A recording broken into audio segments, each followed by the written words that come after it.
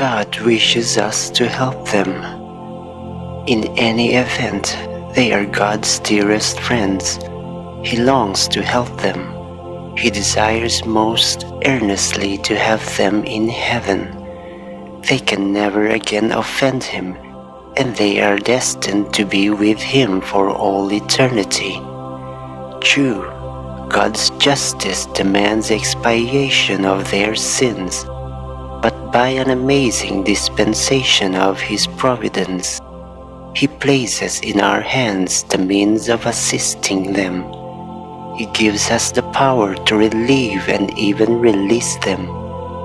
Nothing pleases Him more than when we help them. He is as grateful to us as if we helped Himself. Our Lady wants us to help them. Never did a mother of this earth love so tenderly a dying child. Never did she strive so earnestly to soothe its pains. As Mary seeks to console her suffering children in Purgatory, to have them with her in heaven, we give her unbounded joy each time we take a soul out of Purgatory.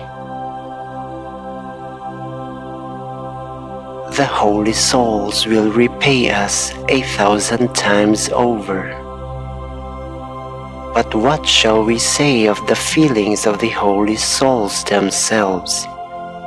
It would be utterly impossible to describe their unbounded gratitude to those who help them. Filled with an immense desire to repay them favors done to them, they pray for their benefactors with a fervor so great, so intense, so constant that God can refuse them nothing. Saint Catherine of Bologna says, "I received many and very grateful favors from the saints, but still greater favors from the holy souls. When they are finally released from their pains and enjoy the beatitude of heaven, far from forgetting their friends on earth, their gratitude knows no bounds."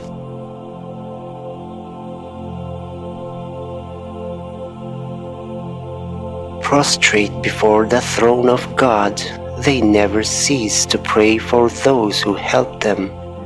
By their prayers, they shield their friends from the dangers and protect them from the evils that threaten them. They will never cease these prayers until they see their benefactors safely in heaven, and will be forever their dearest, sincerest, and best friends.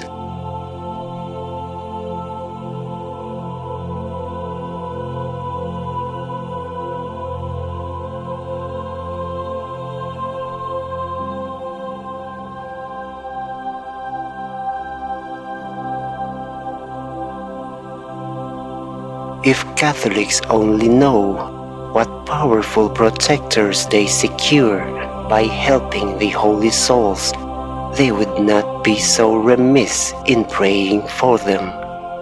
The holy souls will lessen our purgatory. Another great grace that they obtain for their helpers is a short and easy purgatory, or possibly its complete remission. Blessed John of Macias, the Dominican lay brother, had a wonderful devotion to the souls in purgatory. He obtained by his prayers, chiefly by the recitation of the Rosary, the liberation of 1,400,000 souls. In return, they obtained for him the most abundant and extraordinary graces, and came at the hour of his death to help and console him and accompany him to heaven. This fact is so certain that it is inserted by the Church in the bull of his beatification.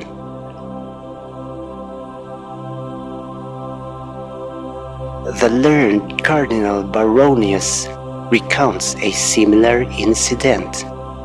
He was himself called to assist a dying gentleman. Suddenly, a host of blessed spirits appeared in the chamber of death, consoled the dying man, and chased away the devils who sought by the last desperate effort to compass his ruin. When asked who they were, they answered that they were 8,000 souls whom he had released from purgatory by his prayers and good works. They were sent by God, so they said, to take him to heaven without his passing one moment in purgatory.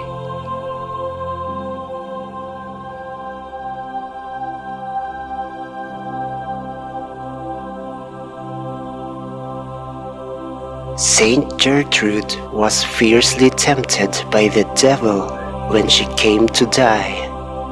The evil spirit reserves a dangerous and subtle temptation for our last moments.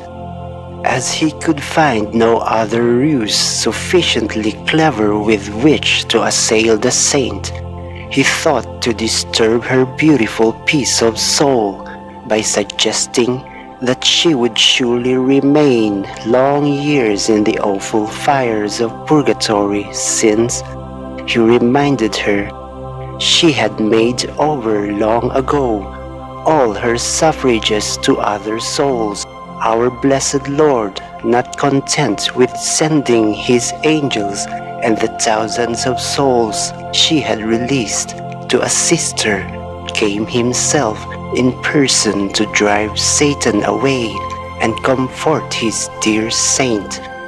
He told her that in exchange for all she had done for the holy souls, he would take her straight to heaven and would multiply 100-fold all her merits.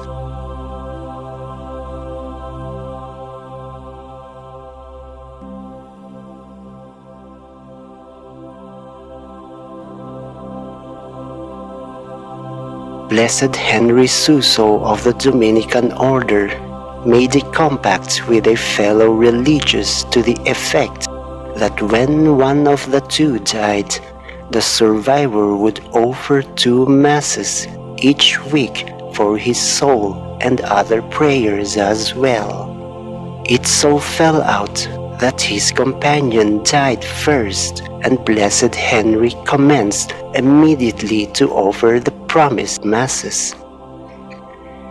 This he continued to say for a long time, at the last quite sure that the soul of his saintly friend had reached heaven. He ceased offering the masses. This he continued to say for a long time. At last quite sure that the soul of his saintly friend had reached heaven, he ceased offering the masses.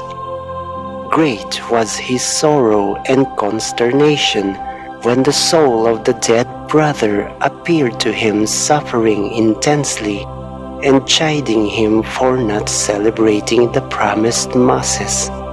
He replied with deep regret that he had not continued the mass, believing that his friend must be enjoying the beatific vision, and added that he never remembered him in prayer. "Oh, dear brother Henry, please give me the masses, for it is the precious blood of Jesus that I most need," cried out the suffering soul. Blessed Henry began anew and, with redoubled fervor, offered masses and prayers for his friend until he received absolute certitude of his delivery.